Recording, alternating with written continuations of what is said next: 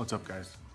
So we got four today. We had two old customers from last season contact us, and they wanted us to do their lawn. And then we had one new customer that we picked up when we were doing the other one. So, and then we had the big, like 1.8 acre that we had to do. We got that one done in like an hour actually. But we kind of got held up a little bit, talking to my in-laws a little bit, but we moved on.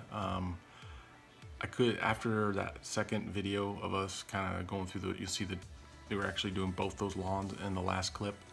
I kind of had it pointed to one lawn, but we were doing both lawns. I was going to show you more of the backs of those lawns, but when I went to grab the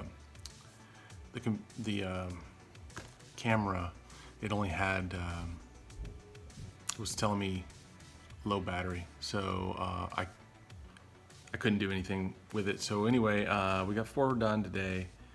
A lot of people are paying by Venmo.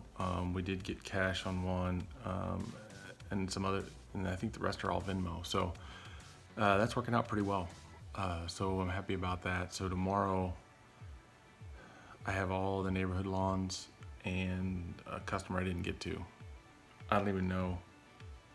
Her lawn didn't look that bad last time I saw it. I saw it yesterday.